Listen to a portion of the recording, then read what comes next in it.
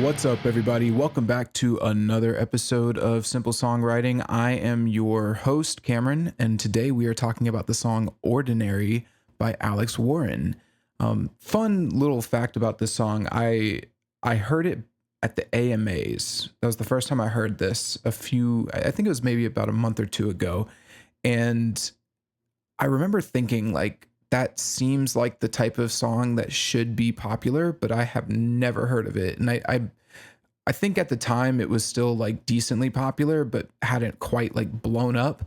But it's definitely in like the past few weeks blown up quite a bit. I've been hearing it at work on like radio stations. I've heard friends playing it in the car. So it's definitely gone from being kind of a maybe a little hit or a smaller hit into now it's almost ubiquitous. In fact, I think it might be the number one song on the Billboard 200 right now. Actually, let me check that real quick. I should have checked that before, but let's see. Billboard top. Yeah, so it hit the top of the Billboard Hot 100. So it's huge. It's a huge song right now, and it's blowing up. So we're gonna get into it. I will say, I think just off the cuff, this is not a song that I'm like a huge fan of. I think that it's kind of just above average for a pop song. But and I normally wouldn't do a song like this. I think it's actually kind of a bland song overall. But there are some really interesting topics that I think we can discuss using this song as a platform. And that's kind of the reason why I chose it. It's a fun, it's a good launching point for some broader topics that I think are pretty important to discuss. So yeah, I think we'll get into them as we go through the song. So let's just dig in. But I think it's going to be a pretty good episode. There's some interesting stuff here. So let's just start the song.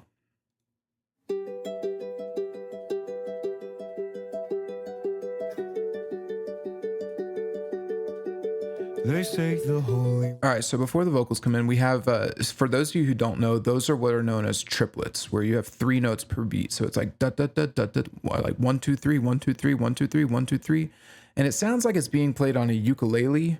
I might be off. It might be some other stringed instrument, but it's the same.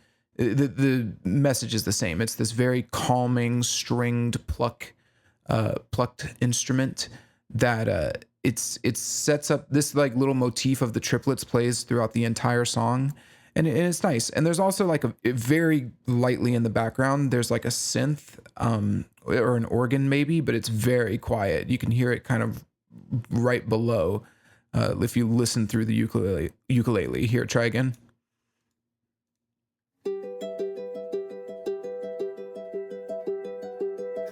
Hear that? Ooh. They say the whole. So yeah, nothing crazy, pretty basic little section, and so then the vocals just come right in. So let's listen to this first. The holy water's watered down, and this town's lost its faith. Our colors will fade eventually, so if our time is running out, day after day, we'll make the mundane our masterpiece. Okay, so let's just stop it right there. So nothing changes musically, so we just have the vocals. Now, I'm not like I said, this song it's all right, but I do need to give credit where credit is due. The vocal melodies on this entire song are fantastic. This guy, Alex, I looked him up, and he actually, apparently he was in Hype House, which I thought was hilarious. He's not like he doesn't seem to be a, what's it called? Like a Nepo baby or anything like that. He grew up in California.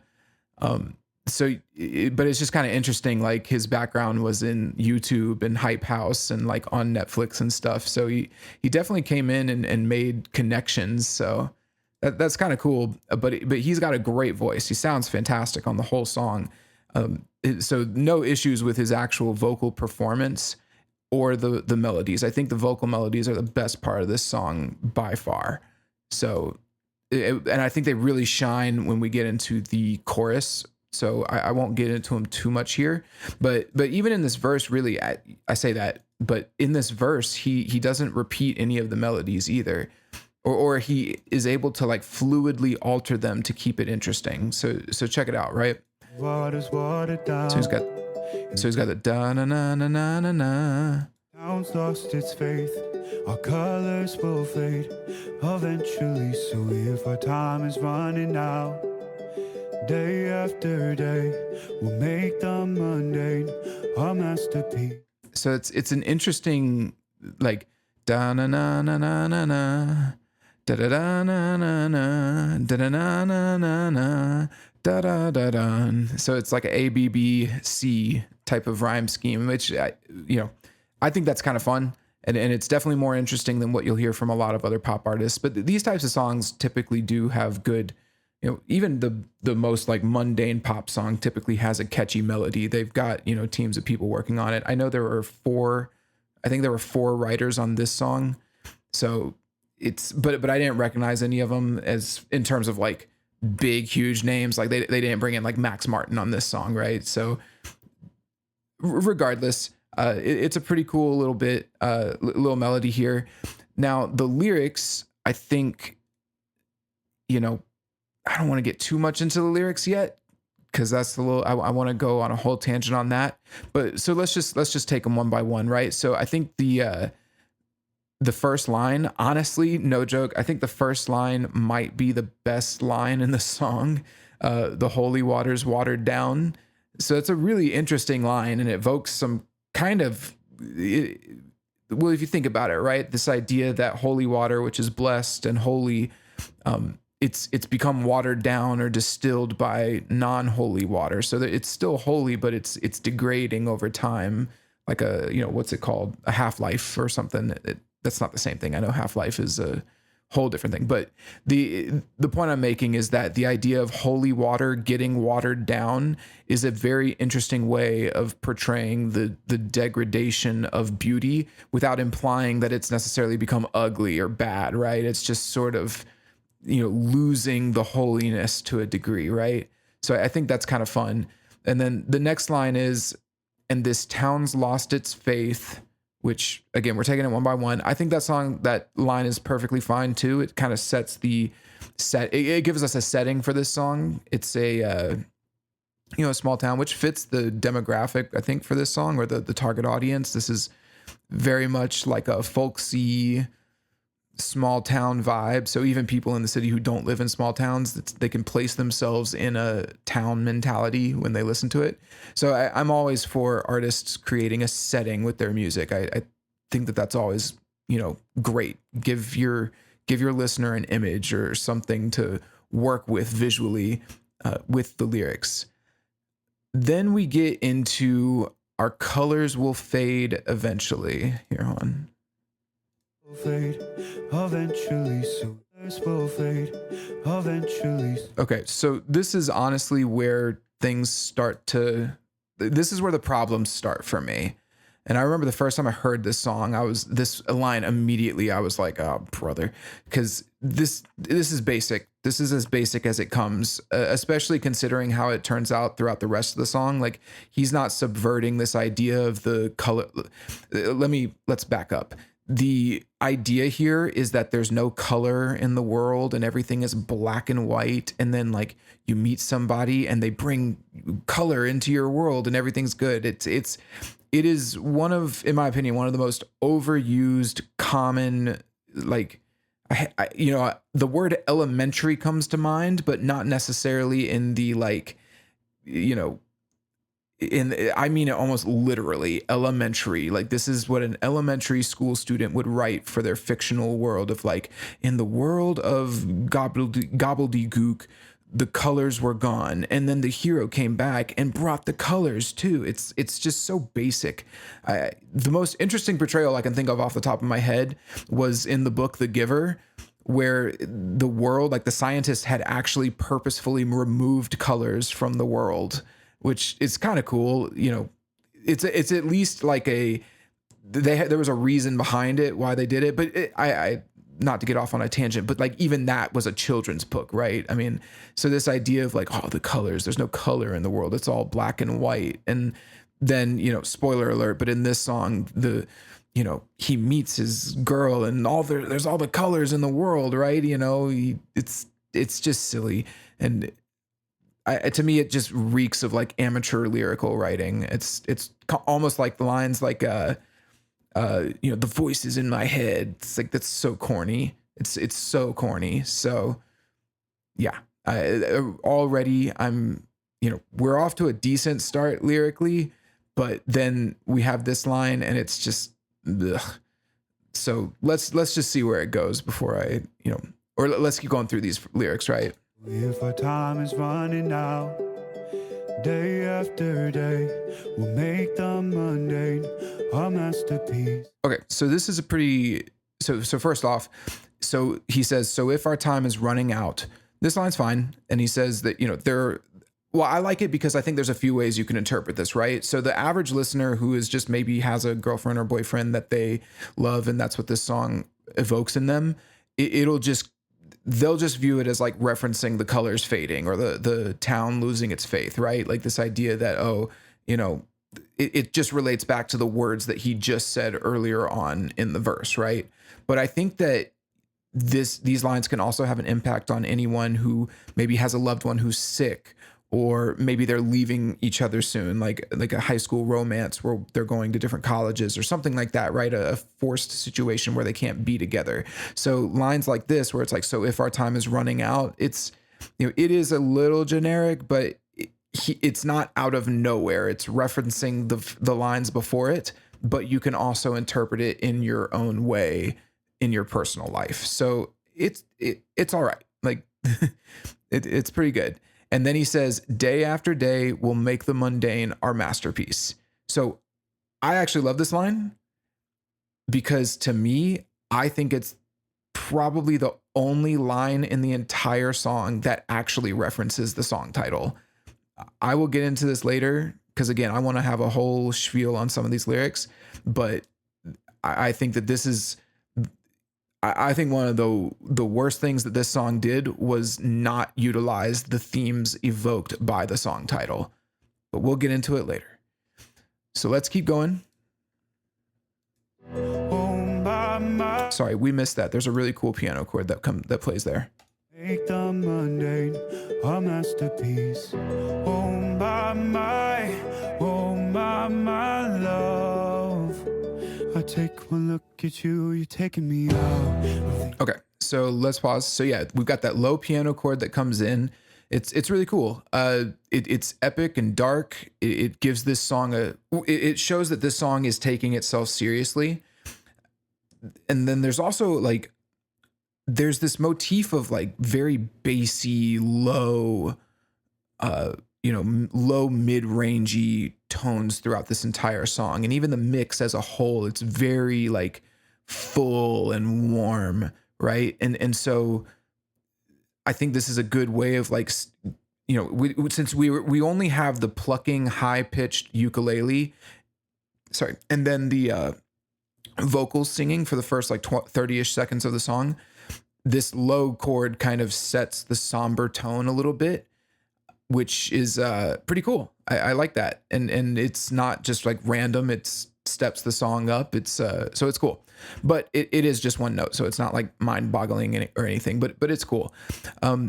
Then, more interestingly, everything cuts out, including the reverb on his vocals. So he sounds...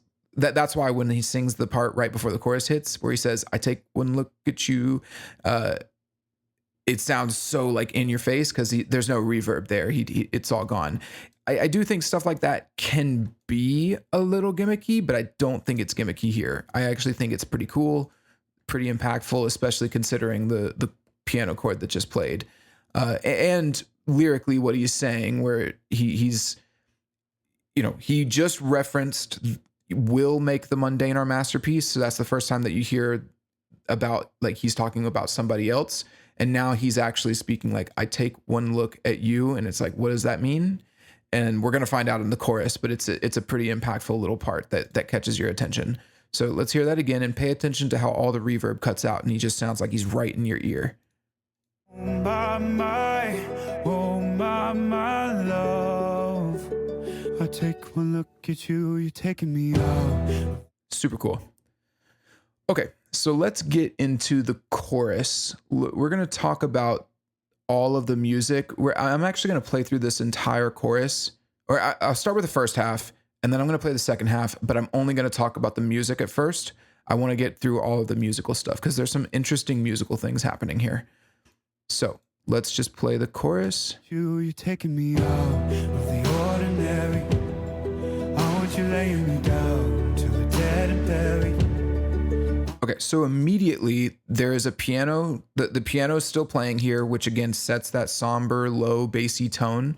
But this time it's playing long notes, and there's a degree of reverb and space being added to it, which creates it gives it a lot of atmosphere, or it sets the atmosphere, right? Then on top of that, you get a kick and snare, but it's actually, I don't think it's actually a kick and a snare. I think it's maybe a different type of percussive instruments. I mean, it might be a kick and a snare, like on a drum kit. I only say this because an actual drum kit comes in the second half, and you can clearly hear the difference between the kick and the snare there and what it is here. This sounds more like maybe a beatbox or something mixed in with claps. So here, take a listen to the percussion. The ordinary. I want you laying me down to a dead and buried. So even that snare, right? Like your snare is usually what pops the most, and it just has a lot of energy. In this case, the snare is very like toned down. It's very it's mixed in such a way to sound big and intense. Or it sounds big and spacey, but it's not intrusive, and it's not popping out at you, right? So take another listen, and I stress again the low frequencies. They very much made the snare like a full bassy warm sound, as opposed to like what you would hear in metal, which is very sharp and like cha cha cha, like really in your face. So yeah, take a listen. I want you laying me down to a dead and buried on the edge. Like it almost sounds like wood knocking or something. It's really cool. I know I'm going all on the snare, but I just like the way it sounds, and I like the way that it transitions into the full drum kit on the second half of the chorus. Okay. On top of that, he's got soft harmonies that come in each ear, which is really cool. It elevates this section, clearly distinguishing it from the part before. It's pretty common to add harmonies onto a chorus, but the way that they're mixed is very spacey with a lot of reverb, and it might not even be him who does the harmonies. It's hard for me to tell, but what I like the most about it is that it gives us that taste of the choir, which will be coming in very soon. And the choir is, if the vocal melodies are the best part of the song, the choir is the second best part of the song to me. They utilize the choir extremely well in this song, and it's very cool. So listen for those harmonies here. Take one look at you, you're taking me out of the ordinary. It's very soft. Ordinary in the right speaker. I think that's where it's easier to hear it. I want you laying me down to a dead and buried on the edge of your knife, staying drunk on your vine. The angels up in the clouds are jealous knowing we found something so wild. Okay, let's pause there for just a second. I do want to talk about the vocal melody. It's great. It's a fantastic vocal melody in this chorus. It's fast and intense, but there's also a lot of space. The lyrics aren't particularly complicated either, so the average listener can pick up on them pretty quick. On the edge of your knife, staying drunk on your vine. The angels up in the clouds are jealous knowing we found. Excuse my singing, but you get what I mean. It's quick, but not so quick to be off-putting. It's intense, but it's got space and levity to it. It packs a punch, but it's a lot of fun to sing. Like I think that's the main point, is like it's a lot of fun to sing along to, but it's not like gimmicky. He's not like rapping. So great melody, really fantastic melody here. So with that said, going into the second chorus, he uses the melody, especially the second half or the last line of the melody, where he says, "The angels up in the clouds are jealous knowing we found." that builds us into the higher octave very naturally, which is cool because the second half of the chorus is basically the same thing or the same melody, just in that higher octave. But now when he ends it there, when he ends the second half of the chorus, it builds up still, but it just sounds very powerful and grand, and it ends on a very like strong note. So what I'm saying is that build up through the melody from the first half to the second half, it builds us up into the next octave. And then when it ends on the second half, it just ends on a strong note because we're just going up and up and up still. So I like that. I think that that's all really cool. So then here, let's back it up a little bit and let's hear the second half of the chorus now.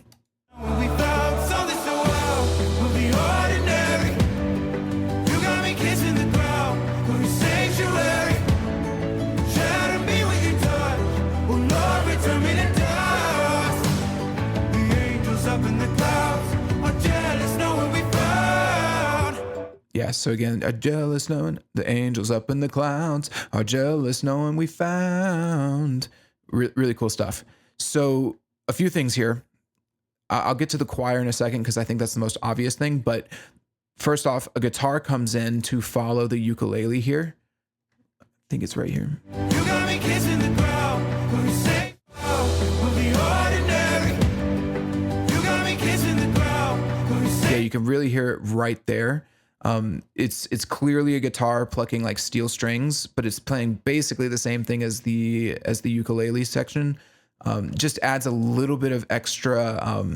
I think it might even be like up an octave, but regardless, it just adds it a little more depth, musical depth to it, makes it sound a little sharper, which can help it cut through because the ukulele is, even though it's a plucked instrument, it's a very smooth instrument because of the nylon strings. So having a steel string guitar play that part really helps it stick out. Listen for it here. It's kind of in the left ear, and it's like tin tin tin tin tin tin tin tin tin. You got me kissing the ground, we're a sanctuary.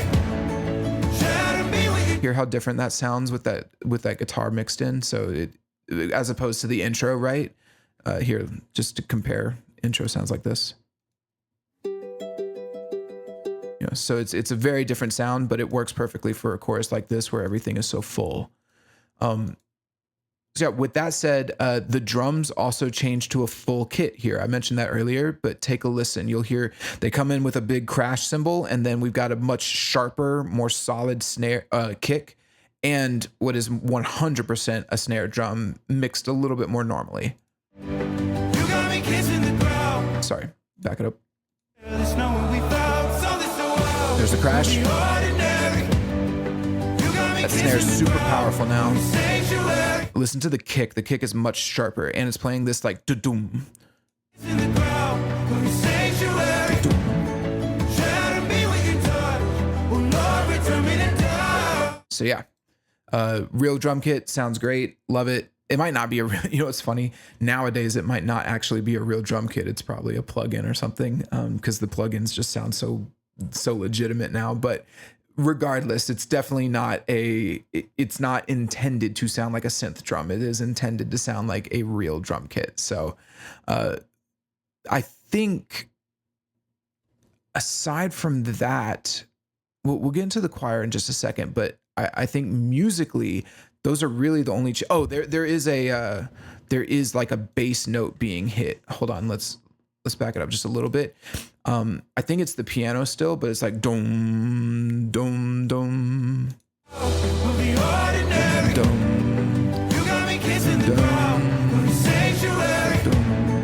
Shadow me with your touch, oh Lord, return me to dust. Yeah, so there's that piano, and there might be some like background strings or synths happening just to add some space, but it's hard to pick it out of the mix. It would just be ambience though, or yeah, however you say that, ambient noise. So with all of that said, let's talk about the biggest change, which is this choir, which sounds great. There's no one we found, something so wild. So first off, the choir comes in like that, which is really powerful. It kind of kind of building up into it while he's singing that verse melody, which makes it, you know, it just sounds epic. It sounds really powerful. The angels up in the clouds are jealous knowing we found something so wild of the ordinary. You got me kissing the ground of your sanctuary. Yeah, so it's mixed very quietly in the background, but that's okay. It's still audible. It very much sounds. I shouldn't say it's mixed quietly. It's really not. It's actually pretty audible, and it sounds really cool. I think it really starts to. Well, what am I trying to say here? What I love about the choir on this song is that they don't utilize it in like a normal way. That's very dynamic. It definitely sounds like they brought in a real choir and had like specific compositions for the whole choir and treated it essentially like a new instrument that they had to compose for all throughout this song, which I love. There's going to be a few points as we go through the rest of this song where I'll point out like this is a really cool use of the choir, right?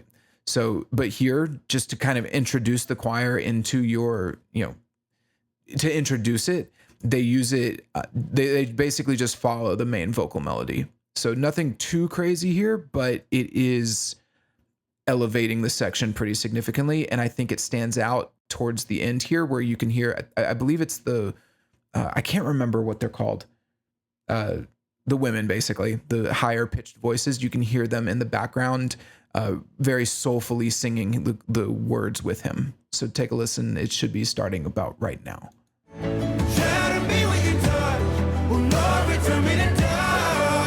Yeah, you hear that, Lord, you turn me to dust. You can kind of hear like very deep in the background, like it sounds like some very soulful women just belting that out. Return me to dust. The angels up in the clouds are jealous knowing we found. So yeah, there we go. So the big takeaway with this second half of the chorus is that they made with just a few like very small changes, adding the guitar. Well, I'd say small. The choir is definitely a big change, but even without the choir, by just switching it to a real drum kit, a full drum kit, by adding the guitar and then adding additional bass, even if it's just like the low piano notes, they really can elevate this section big time. It's nothing mind-blowing. The composition overall is not mind-blowing, but the layering is very solid and it leaves a lot of room for the vocal melody, which is a pretty busy vocal melody. So there's a lot of space there for it to breathe, and it's good stuff. Yeah, it all works really well. All right, now I think, maybe you knew this was coming. Let's talk about the not so great stuff. So let's talk about the lyrics. Let's just read through the lyrics real quick on this chorus, and then we'll discuss them in more depth. So the lyrics of the chorus are, "You're taking me out of the ordinary. I want you laying me down till we're dead and buried. On the edge of your knife, staying drunk on your vine. The angels up in the clouds are jealous knowing we found something so out of the ordinary. You got me kissing the ground of your sanctuary. Shatter me with your touch. O Lord, return me to dust. The angel up in the clouds are jealous knowing we found." All right. So before we really dig into these lyrics, spoiler alert, there isn't really a plot to this song. So I'm going to just go ahead and discuss the lyrics holistically here. So, make of that what you will.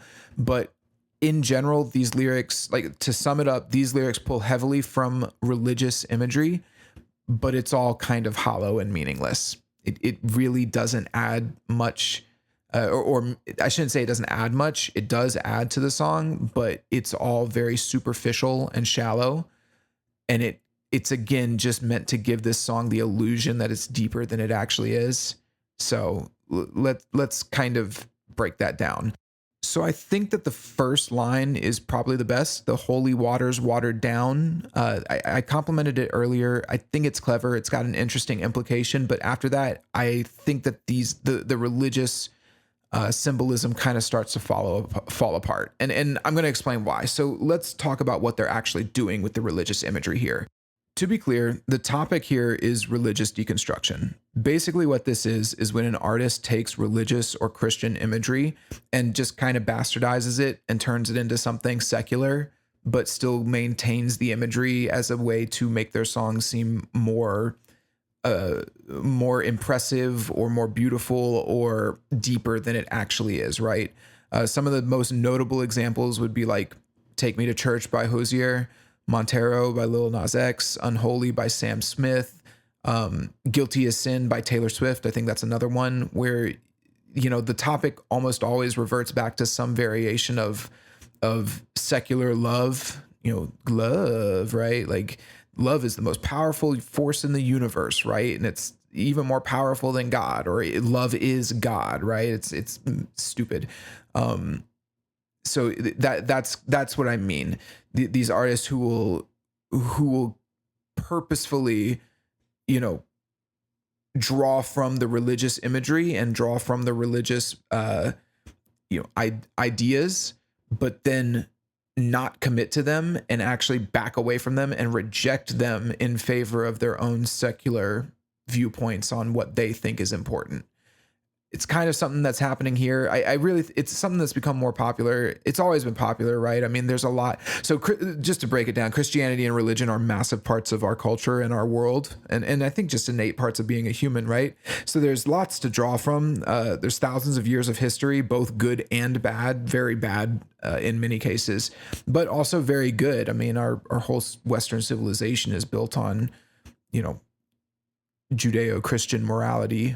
So there's that, right? But what's so interesting, so what I'm saying is like they'll pull from all of that, right? And they'll pull from the Christian and the religious imagery, and that's all fine, and especially if you can use it intellectually. But the thing that I find so interesting in many of these cases is the way that it's used in such a mundane, surface level way, and that's kind of how I feel about this song. It's not a, I wouldn't call this a Christian song. I would say it has the illusion of being Christian, but it's certainly not Christian.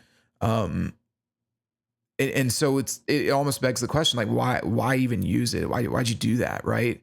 And so that's kind of what I wanted to discuss is like, if you're not going to make a stance regarding Christianity or anything like that, why do artists gravitate to it as a means of adding depth to their song? And I think that's where the deconstructive element comes in, right? So let's break it down a little bit more. On one hand, you can argue that the religious imagery, along with the, you know, the choir and the big epic musical elements in this song, are what give the song its gravity, right? But then on the other hand, everything that he actually says is in direct contradiction to the religion that he's pulling from.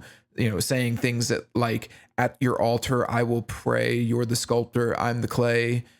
When you're speaking about your girlfriend or your wife, that's just, I mean, first off, it's sacrilegious, but even beyond that, it's a little cucked, right? I mean, what are you talking about? Like, I will pray at your altar. It's weird. Don't say that to your partner. That's weird. Same thing with like, you got me kissing the ground of your sanctuary. It's like, that's weird. Like, I'm not kissing the ground that some other human walked on, right? Like and so that just right off the bat is like, would be considered idolatry in Christianity, right? But to, you know, maybe the secularist perspective, or like the, you know, the deconstructionist, right? This is fine. This is great. This is because usually love is their highest power, right? So that I think that's one of the reasons why this song is blowing up, is because it is evoking the religious imagery as a means of portraying the secular love as being, you know, this amazing, godly, heavenly thing, right? But again, it begs the question, why use the Christian imagery to begin with? And that's where I think the deconstruction element comes in. So I'm going to sound very critical here, and I'm not trying to like really just bash on Alex Warren. I think that he's probably just some young kid who's writing and maybe has people working with him. And I understand that, like, yeah, it's supposed to just be a fun song and whatever, but you can write stuff like this without using, you know, the Christian iconography. So why do they use it? And I think that when you have this perspective of deconstructionism, it goes back to the quote of like, evil can't create, it can only alter or change, right? And so you can't create something beautiful on your own. So there's this implication that you have to pillage it, right? You have to take the things that are already beautiful. And so the only way that you can describe this kind of secular love is by using the beautiful language of Christianity. And I think that that's so apparent when you realize that this song overall, when you kind of get past the choir and the illusion of like, oh my God, it's all epic and grand and all this shit, and you really look at what it's actually about, it's pretty average. I'd say it's slightly above average, but they need this imagery, they need this iconography in order to elevate it, and it's worked. It's definitely worked for them, but they can't commit to it, and they'll reject it in the process, right? And I think that that's like a strange. I just think it's interesting. It's an interesting, like I would almost consider it like a Freudian slip, right? Like I need to use, I need to say the Lord's name. I need to say that I'll worship her sanctuary, or I'll, I'm the clay, you're the sculptor, I'm the clay, right? I need to use all of this in order to make my song seem more elevated and grand, but I won't actually commit to the religion. I won't commit to the Christianity itself. So it's just, I always find it interesting. And I think many people are going to eat this song up. I mean, they already are. This song's number one song in the world, right? So, there's that, especially people who don't believe in God. Because I think that if you believe in God, this song comes off as, well, sacrilegious seems harsh to say, but it is. It's you don't worship the ground of another human. You worship God. And actually, let me clarify something here real quick. Hold on one second. I want to be very clear here. What I'm saying, you don't have to be a Christian to understand what I'm saying. The song is shallow. It's just a love song. It's a typical fucking love song. They're a dime a dozen. This song will be forgotten in a year and we'll never talk about it again, right? And so you got like Benson Boone now shouting, please stay. These types of songs come and go like the wind, but people will still eat them up. So what I'm saying is you don't have to be a Christian to appreciate or to understand what I'm saying here. This artist must use the Christian iconography to try to elevate or give their song some type of a different flavor. But then it's like, are you really about that? Are you really like, is that really something that you care about or that you're passionate about? Or are you just pillaging the language to elevate your pop single? And I think that that's where the problem kind of comes in for me. I think that,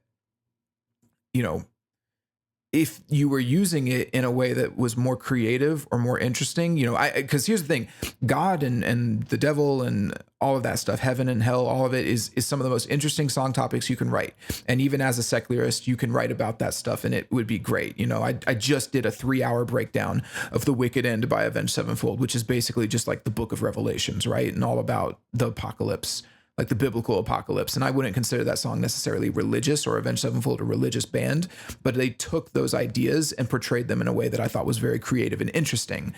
The specific thing that I'm talking about is that this song isn't that. It's a generic, basic love song, but we must pillage other things that are beautiful in order to prop this up to appear to be deeper or better, right? And that's the part that drives me nuts. It's shallow, right? Like it's just this, it's this empty thing, or I don't want to say empty. It's just kind of bland on its own. But by doing that, they've elevated it, apparently. And I think that here's the funny thing is I think that if you're sitting here and you're listening, what the hell is this guy talking about? It's, I think that the shallowness really shines through when you look at the lyrics that aren't about that aren't taking from religious iconography, right? So for example, the colors, like, oh, his world was black and white and now he sees colors, like elementary. It's literally, I don't mean elementary Watson, like that type. I mean, literally the type of thing that an elementary school kid would come up in their like fictional short stories writing time and in class. It's basic writing, like, oh, the world was black and white and then I met my girlfriend and it gave me color. Wow. It's so shallow and basic. And then on top of that, you get like cliches like being drunk on your vine or higher than ecstasy. It's like, hold on one second. It's like the most common thing I see is that low tier lyricists just cannot seem to help themselves when it comes to mentioning like drugs or alcohol metaphors. It's like they can't help it. Like, I'm drunk on your love, baby. Like, it's the stupidest shit, and they always do it. And in this case, they're doing it while evoking religious imagery. And yet we're supposed to believe, oh yeah, it's a really deep, meaningful song. It's like, no, it's not. It's a really basic relationship song, super fucking basic. But because they use the religious imagery, and because it's all warm and fuzzy with the pianos and the choir, we're supposed to buy into it being deeper than it actually is. But with all of that said, this is my final point on this, and then we can keep going. With all of that said, I could even forgive a lot of that, but none of this even has to do with what the song is called. None of this religious imagery has anything to do with the idea of ordinary. It's like they had this idea, right? Of, we're going to write a song called Ordinary, where what we, what's funny is the theme was right there. They even said it, we'll make the mundane our masterpiece. It's like, it's right there. That's so cool. There's so much that you could do with that. The idea that you would take just these little mundane moments and they're actually extraordinary moments to you. Like he could have said like, her laugh was as beautiful as Mozart and her smile was Van Gogh, or like their car rides or a roller coaster, or pizza night is a feast or a banquet, right? Like you take these little fun moments, these small ordinary moments, and turn them into something grand because they're with each other. They don't do that at all. There's nothing like that. There's nothing. And why? Because it's way easier to just deconstruct religious imagery to give your song the illusion of depth than it is to build on the one short-lived idea or interesting theme that you came up with on your own, right? So again, you don't have to be a Christian to see this. It's obvious. The song had a theme to it. It's never followed, not once in the entire song, aside from the "we'll make our mundane our masterpiece," right? And so the rest of the song is just pillaging Christian religious imagery to make it seem deeper than it actually is. But again, those little slips where he has to throw in, drunk on your vine, higher than ecstasy. Like, yeah, you're a kid, you're immature. These aren't deep lyrics. Wow, you were black and white, and then you met a girl and you can see color. Good for you, bro. So it's very shallow. The song is very shallow, and yet people will just eat it right up. It's kind of crazy to me. So I know that was a little bit harsh, especially considering that I've praised most of the musical elements, but I consider this song like just such a great example of how hollow so much of our music is today. What's fun, like, again, there isn't even like a theme to the religious imagery. I mean, I guess the closest thing you could say is like the angels up in the clouds are jealous or are jealous of what we found, right? Or are jealous of this love that we found.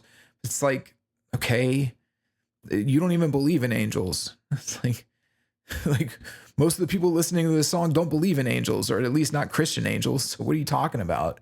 It's just funny to me. I don't know. Whatever. Make of that if you will. I'm not trying to get into a Christian religious debate, but yeah, I hope some of that made sense. Anyway, let's keep going.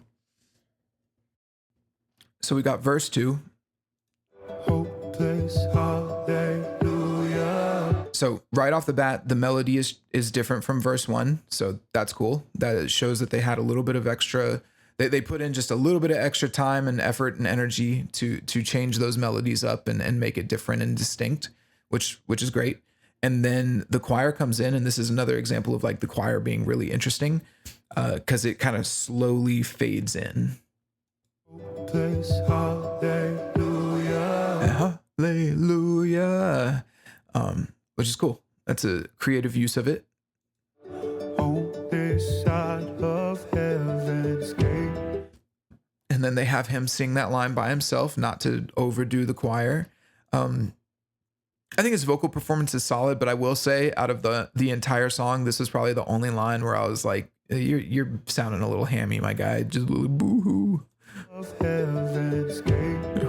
On this side of heaven. On this side side of heaven's gate. Yeah. Boo hoo hoo hoo. All right. Let's keep going. Oh, my life, how do ya? All right.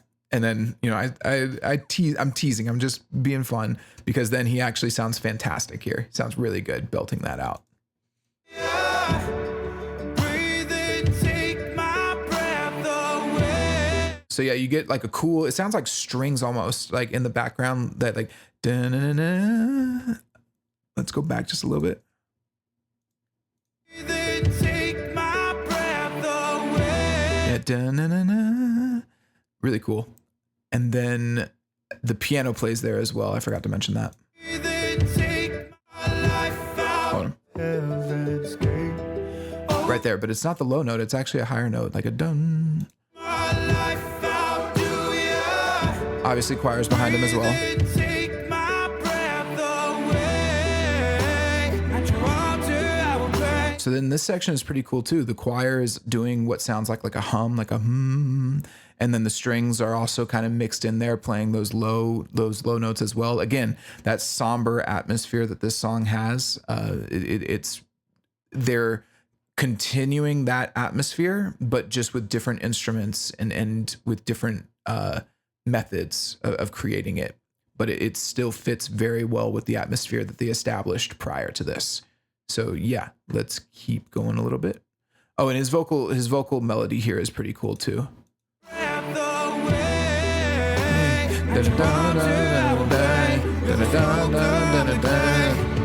Oh, my, you're taking me out. That's again another really cool change from the first lead into the chorus because the first one was very quiet and intimate. This one is like the opposite. We're going full on, choir's big behind him. It's really good. So yeah, all that's really cool stuff. I will say the lyrics here, if we just read through them real quick, it's hopeless hallelujah on this side of heaven's gate. Oh, my life, how do you breathe and take my breath away? And then he says, at your altar, I will pray. You're the sculptor. I'm the clay. Oh, my. Yeah, those lyrics are kind of cucked, if I'm just being honest, but he sings them well. But yeah, a little cucky. So let's keep going. The ordinary. I want you laying me down. Okay, so hold on. Right off the bat, we have a much louder stringed instrument. I can't quite tell what it is. It almost sounds like a plucked violin. Dun, dun, dun, dun, dun, dun, dun, dun, dun. It doesn't sound like a guitar or ukulele or anything like that. Or a harp. I don't think it's a harp. I want you laying me down. So we're getting better. Yeah, the guitar is still mixed in there, but it does just sound like I'm leaning towards plucked violin. I might be wrong though. But yeah, let's see. Everything else is generally the same as the first chorus here. Obviously, he's got the choir behind him, right? Day and night, staying drunk on your vibe. The angels up in the So there's a really cool build up from the choir here into the second half, which sounds great. Listen to this. The angels up in the clouds are jealous knowing we found something so loud. Ordinary. You got me kissing the ground, sanctuary. So yeah, now we get into like, okay, we're familiar with the chorus at this point, and now they're just having fun with it, and it sounds really good. So you've got the choir almost echoing what he says. Good stuff. Shadow me when you touch. Oh, Lord, return me to dust. The angels up in the clouds are jealous knowing we found. So yeah, all of the element we've talked about, pretty much all the elements, the low piano, what sounds like maybe ambient strings, the guitars, ukuleles, and maybe a plucked violin playing beneath it. The vocal melody is top notch. That choir comes in and just kind of echoes what he's saying and in that space. So we're filling the space up. We're making it sound really big and epic. It's super cool. Now, so yeah, here's the thing, because I kind of went on a whole thing like talking shit about the lyrics, but this is almost why I wanted to talk about this song, right? Because I think this song would actually be a top-notch pop song if it weren't for these lyrics. These lyrics are cheap and honestly immature, and I don't like them. But I already went on a tangent on that, so I want to discuss something else. This song to me is like the perfect definition of coworker music. So let's talk about coworker music for a second. It's generally music. So coworker music is considered music that is widely popular. It's generally inoffensive, and it's considered, again, by most people to be a bit bland. But it's something that like maybe your clueless coworker would think is incredible, right? Now that's like one definition. There is another definition of coworker music where it's like weird edgelord music that's like, okay, don't play that for me. Like it's cringe, But I think the more widely accepted definition is that it's just like mainstream. It's like the people who are listening to the most mainstream pop music and think it's like cool or edgy, right? So yeah, in this case, you have, as I've said before, the religious imagery, pillagry, which at this point in pop music is just cliche and boring. But I think that's the type of thing that maybe your clueless coworker would find a little edgy. The epic choir and the imagery created by the music, which the music does sound fantastic. Like I do not want to just shit on the song. I actually think the song would be really great if the lyrics were better. But yeah, that imagery might be mind blowing to your average listener, but the truth is there's so many better instances of choirs being used and all of the musical elements here being used in better ways.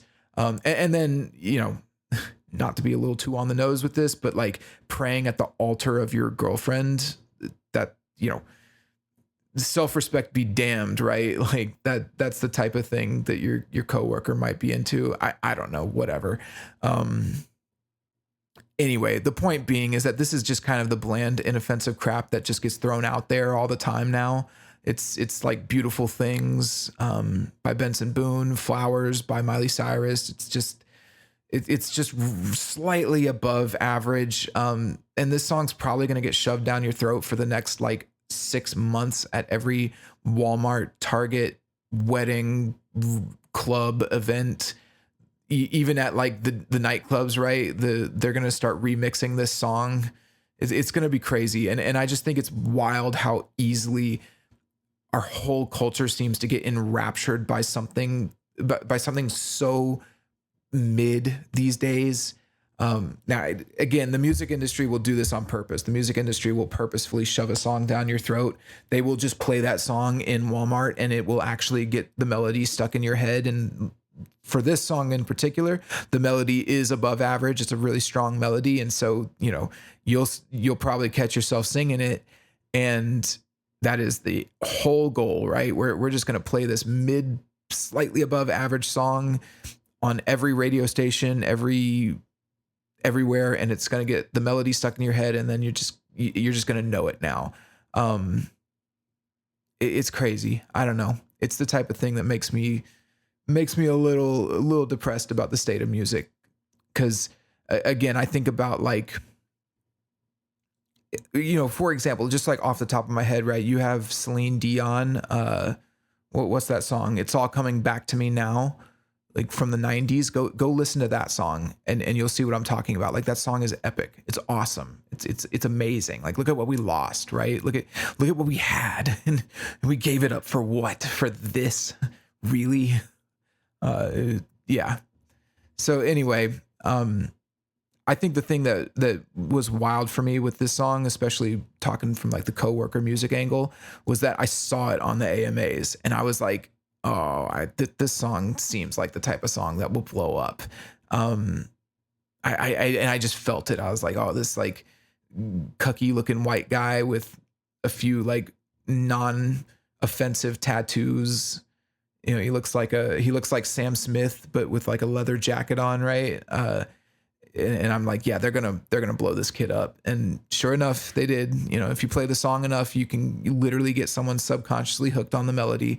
So all of this is to say, I'm not just like ranting. All of this is to say, this is one of the reasons why at the end of every one of my breakdowns, I talk about purpose. It's actually the first thing on my songwriting template is purpose. What is the reason why this song was made? Because that can tell you a lot about the music and what is, it helps you weed out the trash, right? So if you ask yourself, why was this song made, and the answer is because this artist needed a new lead single, chances are it's probably not like an artistic masterpiece. It's probably kind of a mid song. But then if the answer is, like for example, I just did American Pie, right?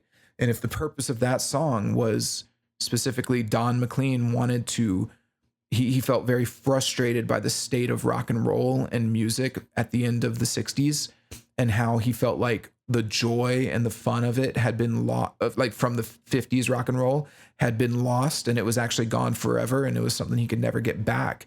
And so he felt as if he needed to vent. It was a very personal journey for him where he needed to vent that frustration out at, the culture, the music that he once loved, the death of it, and maybe just his own personal life and where he's at as a person, right?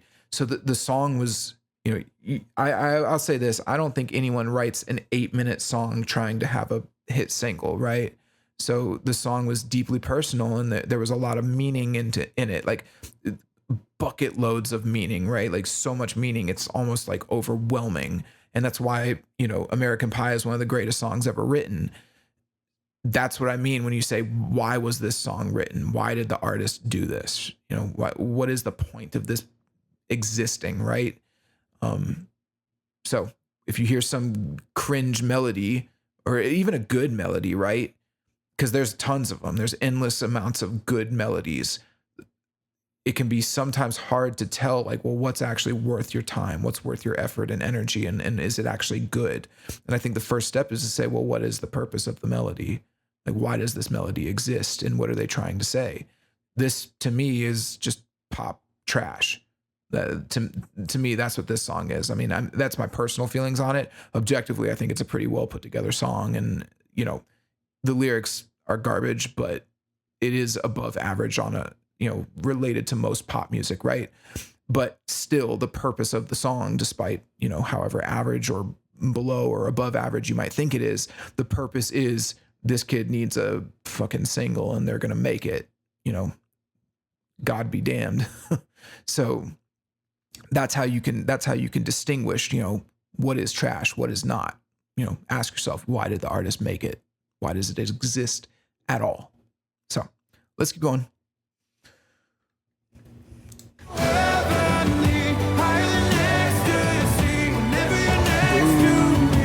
Boo, boo, higher than ecstasy, boo. Stupid lyrics.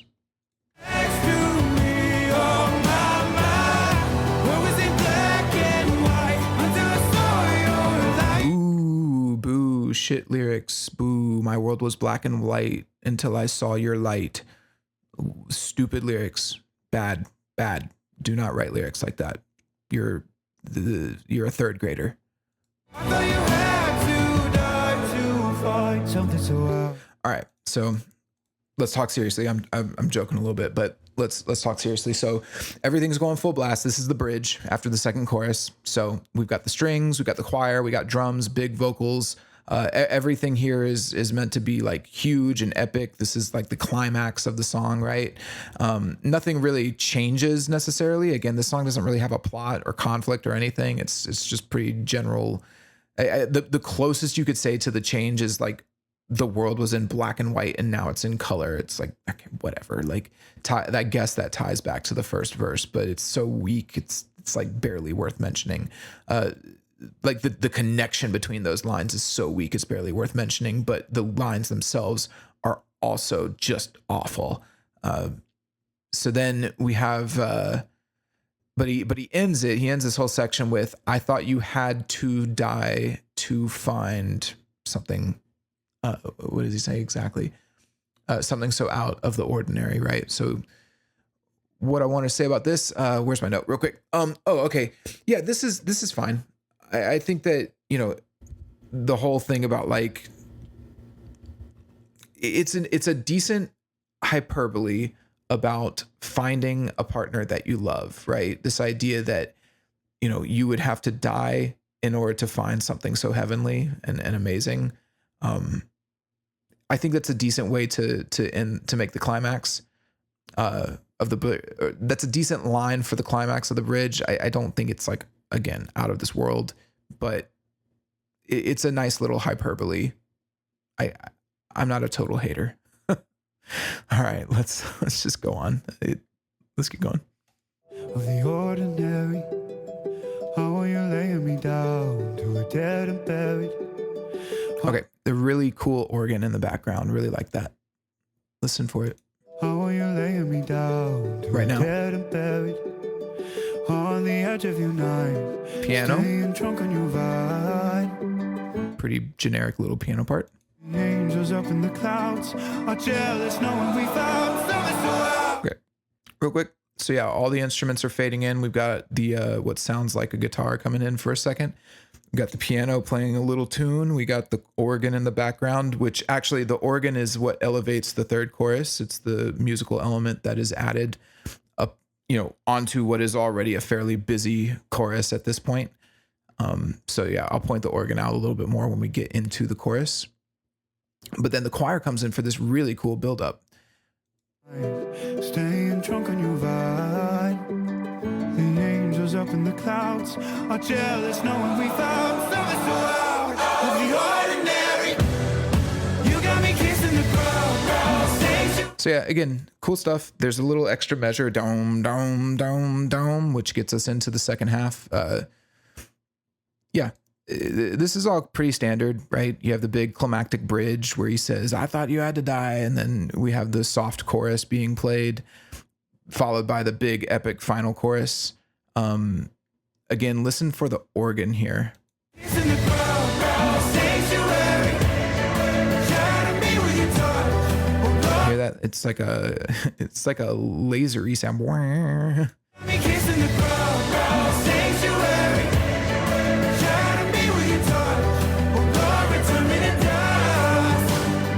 The angels up in the clouds are jealous. And then right there at the end, you can hear some strings coming in on really clearly on the left speaker. I can't quite hear them on the right. But yeah, you just get some string layers just to make this final moment really hit. Yeah, so that's kind of interesting to me too, is that it just ends like abruptly right there, which fine. That's, don't overstay your welcome, right? And the song's already about 3 minutes exactly, so it's perfect for a pop single. Yeah, I think the most interesting part here was that little buildup. I actually really liked that. So you got the kick on the drums emphasizing every note. So yeah, but that's it. The song ends there. So yeah, I'll talk about final thoughts in just a moment. I had one more like broader topic that I wanted to discuss regarding this song. This isn't the only instance of this. It's just kind of something I wanted to discuss, which is more and more I feel like we're reaching something of like a cultural dead end. I've seen this in movies too, but music as well. Nothing really just seems novel anymore. Like even in this song, we got the ukulele, we got the vocal melodies, the choir, the religious imagery, generic love song lyrics. Like all of this has been done before. I mentioned this earlier in the episode, but like go listen to "It's All Coming Back to Me Now" by Celine Dion. It was just so much better. It's so much more epic. Everything sounds so much clearer and pleasing to the ear. I just feel as though we're treading water culturally. I've been feeling that for a few years, really kind of since COVID, I'm not trying to just rag on this song. I feel this way about a lot of songs, but I just picked this one because it seems like the perfect example of something that people today might find novel and interesting, but is just so shallow compared to what music can be. It's really just a kind of a generic love song. I would even say it's almost like girl worship song, but with like religious imagery and a choir being utilized to make it sound more epic than it actually is. So to me, I don't know. I mean, if this is the bar, right? Like elementary school lyrics, basic chords, simple triplets, it's like, where do we even go? And I find myself struggling with this a lot. Like what haven't we heard yet? What is next? I mean, what are the ideas and stories that are there to be told? All the genres have been picked apart and blurred at this point. Every instrument's played at like maximum skill level, skill capacity. And, here's what I'll say is that a great song, a great story, a great theme is timeless. It'll always be great, right? So there's always greatness like that can be made. But something that's really happened recently is that this idea that an artist would actually tell a story or have deeper lyrics or even a cohesive theme, right? Like that idea just seems to be dead. But even worse, everyone is just like okay with it. It seems like nowadays music is really nothing more than like background music to our lives, like a soundtrack to our lives, right? And this is like the weirdest thing to me, but it's almost like mental like self emotional manipulation, like you're manipulating yourself with the music that you listen to. You say, I want to be happy, so I'm going to put on happy music to make me happy, or I'm sad and I want to feel sad, so I'm going to play sad songs. It's like the whole to me it's so backwards, right? Because to me a song is supposed to surprise you. It's it could be a plot twist or like a section that you don't expect, or like a crazy guitar solo that comes out of nowhere, or even just an emotion that you weren't planning to feel during that song. The whole idea that music is something that will actually, stimulate you and make you think and not just be comfort food for you. It's just gone. Nobody even talks about music like that. Because that's the thing, right? Like the truth is that the music that impacts you the most is typically the music that you don't expect. It's the things that you don't see coming in the song. And not to say that like something new or unexpected is what makes a song good, but it means that music, like a movie or like a book or even a painting, is meant to intellectually stimulate you. It's meant to kind of take you out of your comfort zone a little bit, give you a tap on your shoulder and make you think, or give you a different perspective. The same way that reading a book or watching a great movie will do. It opens your eyes to a perspective that maybe you didn't see before. Nowadays, we just seem to have the opposite perspective, which is that it's meant to be comfort food. I only like, even when I hear, people comment on my channels, have commented on my channel, and they'll say, I don't like that, or I do like that. And it's like, do you even conceive of like, it doesn't actually matter if you like it, or not? Can you objectively quantify in your head whether it's good or not? Do you see the difference there? It's like when we talk about if we're talking about a plot, right? A story. Let's just take like a Quentin Tarantino film, or actually, no, let's take something even simpler, like Iron Man, the first Iron Man. Everyone knows it. Everyone's watched it, right? You could probably find some plot holes in that movie, right? And if you're not analyzing the plot and the plot's consistency, you could say, okay, well, when he launches himself out of the cave in that junk suit that he made, and he lands in the desert, he probably broke his spine. But you know what? We're just going to let it slide. We're going to say that the suit covered the fall, and it's like, yeah, okay. That's a plot hole, but we can kind of look past it. But the overall, and even like the arc reactor, right? It's like, yeah, it doesn't exist. You can't have like this unlimited clean energy source from some random circle metal, like a metal ring of palladium or whatever that just powers an entire Iron Man suit. You can't have that. But you know what? We're going to grant it because Tony Stark is a genius. And if we grant that, then we can have our movie, right? So there's a degree of like, when you're analyzing plot consistency where you are willing to say, okay, whether I like it or not, it doesn't matter. I can safely, like, you're not looking for, do I like that he built the Iron Man suit? It's like, that's irrelevant to the plot. The plot is that he built it. Does it make sense that he built it? And it's like, well, it wouldn't make sense in the real world because we don't have anything that can power it, but we will suspend our disbelief for just a moment to allow for the existence of the arc reactor, right? And so in that case, we can then have a plot and we can judge that plot based on its consistency, right? Regardless of our personal feelings about the plot. You can watch the movie and not like it, but you can't then say, you can't say, oh, it's just a completely ridiculous, tons and tons of plot holes here and there. unless you can actually cite the examples. And if you can cite the examples, cool. That's kind of my point. The whole point that I'm making here is that we don't even conceive of music like this. We don't even think about like, do the lyrics make sense? Or is that a good melody? Or is that a good ukulele part? It's like, no, it's boring. It's fucking boring. Like it's really not that interesting. The choir sounds really good. His vocal melodies are pretty solid. And I talked about why I think they're good, before, earlier on in this video. But overall, so much of this song is pretty just standard average stuff. So is that it? Is that what we're going to settle for? It's like, it's bland enough for me to eat, right? So I mean, I guess to kind of close this section out, I mean, there's a lot you could say about this, but ultimately my final point is like, comfort food tastes really nice. Getting that McDonald's hamburger tastes real good. You know it, you love it. It's never changed in fucking 50 years, right? But ultimately it's bad for you. If this is the art that we're settling for, just like McDonald's hamburgers or, Chick-fil-A is pretty good, but if this is it though, is this the art that we're settling for, that we're actually, or even getting excited for, then like, where do we go when the bar is that low and we don't even know how to analyze it to see if it's good or not? Anyway, that's your homework. Think about that. And with that said, let's get to the breakdown. Or let's get to the final thoughts. Let's get to the final little analysis, okay? So, first things first, very important. What is the purpose of this song? All right, so this song is meant to be the lead single for his new album. And the goal was to make it sound really catchy, but also kind of epic.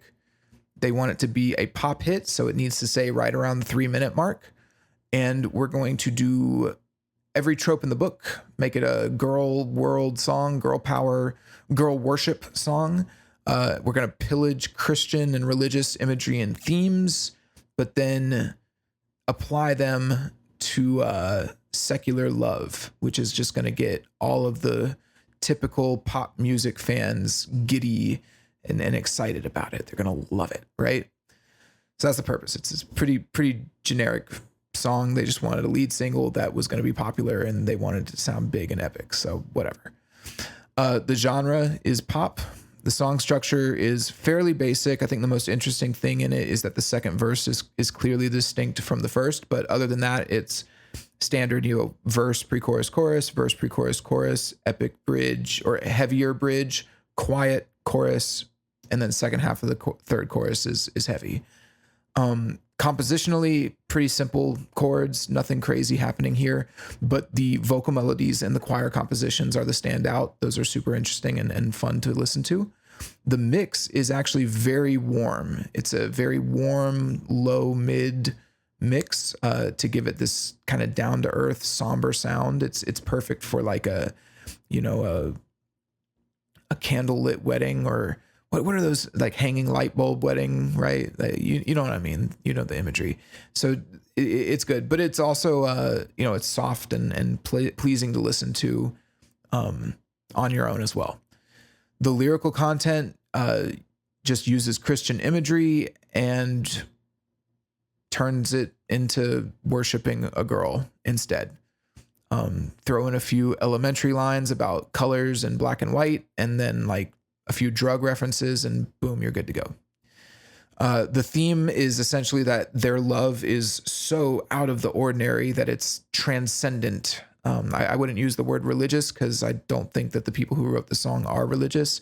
It's just this kind of general transcendent love. I do think that this is one of the biggest missed opportunities is the theme, because they could have actually gone through the like making the mundane our masterpiece, but that is not what they decided to do. So ultimately the song being called ordinary doesn't really affect anything in the song. The artistic merit, I think musically it's an above average pop song. Lyrically, it's a below average cuck song. It's a great example of how low the bar is today, and it just doesn't seem to stop falling. We seem to be at sort of a cultural dead end. Again, this song is not the worst thing I've ever heard. It's actually better than a lot of the stuff that comes out of the pop world. I need to say that very clearly and on that note. But the fact that this song is like blowing up and everyone is like, oh my God, it's just the greatest thing. I would say go listen to Celine Dion, It's All Coming Back to Me Now, and recall what we've lost and how great even, you know, Celine Dion, who is arguably one of the biggest artists of all time, not even arguably, she is one of the biggest pop artists of all time. And look at the music that she was making in the 90s, 30 fucking years ago. And it's so much better than this. Like, what are we doing? What are we doing? So that's it. Don't mean to end on a dismal note, but that's how I feel when I hear songs like this. We can do so much more with music. We can just do so much more. It's such a grand, amazing art form, like sound itself. You can just do anything with it. You can tell a story. You can play a guitar solo. You can have synths and EDMs mixed in with ukuleles and drums and all of it. There's just so much you can do. And we choose this. It's fucking whack. So, all right. I'm a little tired. My dog got lost earlier today, so I was actually recording this episode later than I intended. I found him. So we were taking a walk through the woods, just for anybody who's still here and cares. We were taking a walk through the woods on the path that's near my apartment, and he just went running off. And I was like, dude, where are you going? And he walked down a hill to the path below. And I saw him like walking down the hill, but I didn't see where he ended up. And then when I went and checked over the hill, he was just gone. And I was panicking for about 5-10 minutes. And then, I stayed around. I was calling for him, and I was like, wait a second. Cause he's smart. He's like 10 years old. And I was like, maybe he found his way back to the apartment. And again, it's been like 10-15 minutes at this point. So I run back up to the apartment, and there he is just standing in front of my door waiting on me to open it. So you asshole. So anyway, that was had me panicking a little bit, about an hour or two ago, or I shouldn't say that, 2 or 3 hours ago. I've been doing this episode for an hour. And so, I was a little tired, a little stressed out coming into this episode, because I was like, got to record it. So anyway, hope y'all enjoyed. Again, I'm a metalhead, and I don't really like music like this. That's my personal bias for sure. But I think even when you look at it objectively, it's so mid. It's just bland, and so I don't want to be so dour about it. And I think, but I think listening to stuff like this just really doesn't do anything for me. But I hope you still enjoyed the episode, and I'll see you on the next one. If you want to hear me rant and rave about a song, please go listen to my episode of American Pie. I'm really proud of that episode. I did a lot of research for it, and that to me is one of the greatest songs ever written. It's actually the first song I ever learned on guitar. The little lesson plan I was taking had the chords at the end for American Pie, and I was very into it, and so I was loving guitar when I first started, and so I like feverishly learned that song. So go check that out, and I hope you have a good one, and I'll see y'all in the next episode. Peace.